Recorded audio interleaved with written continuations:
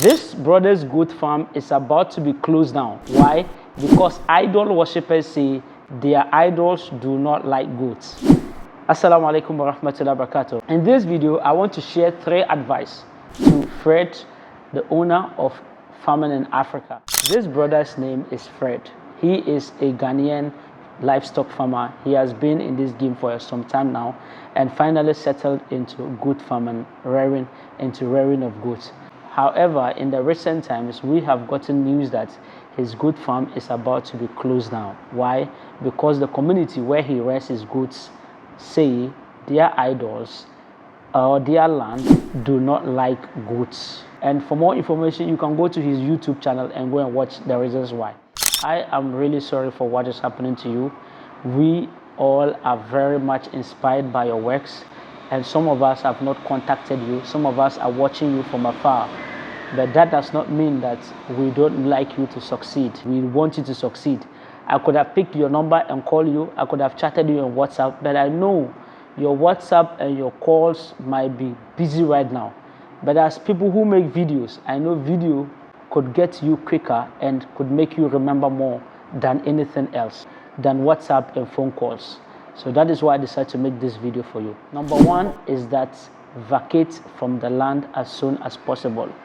I understand you want to plead that you want them to give you an ultimatum of 3 months so you could plan a different location and move.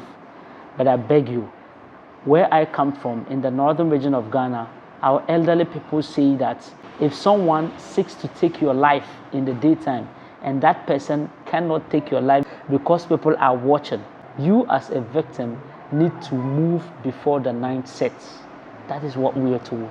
So if the people gave you an ultimatum of 2 weeks, I know that is very discomforting, but I beg you, find a closer location where you could have an arrangement with them to keep your livestock for the next 3, 6, or 1 year, so you could prepare a permanent place for yourself. Because who knows, they might have slaughtered other animals in the community just because they want to get to you.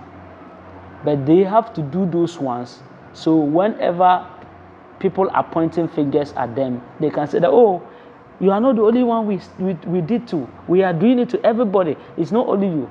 But you don't know, we as Africans, we as blacks, we as human beings in general, we are filled with hate for one another. Imagine living there for 5 years or how many years, only God knows.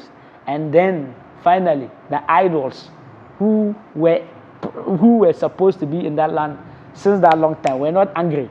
But now that they have decided to be angry, imagine. So my candid advice to you is that you don't know who hates you. You don't know who is planning to destroy you. You don't know where the arrow of a hunter is pointing. So please, I beg you, try your best to move as soon as possible. Make the quickest arrangement ever. Understand it is going to be very hard. Understand you have to suffer for the meantime. But one thing I know is that we are men. When we are faced with difficulties, we crush it and move on. So please move as soon as possible. Don't wait for the 2 weeks to end or the 3 months to end. I beg you. This is a candid advice. Number 2 is that get a temporary place. Wherever that anyone, I've checked the comments of the video that you posted, people are giving you options, people are trying to help you. Please try and get anybody that tries to help you. May God bless that person. But at the same time, try and get a place that is very close to where you were. Where they will not disturb you for the next 6 months or 1 year. Establish an interim farm where you'll be able to, take care of the goats and your livestock for the meantime while you scout for a bigger place and a permanent place. Please, don't rush. Don't go far away. Don't go into agreement in taking any land as at this time. This time around, any bargain of land you are going to buy is not going to be favorable because you are doing it in haste. Because you know that before you will be able to acquire land, you know the struggle it goes. So when someone try to help you, or someone come in the name of helping you, or someone try to sell some land in their community or different community to you, trust me, it might not be a good deal. I beg you, don't take any permanent land for now. take it as temporal as possible. I beg you. The third point is to get a permanent place.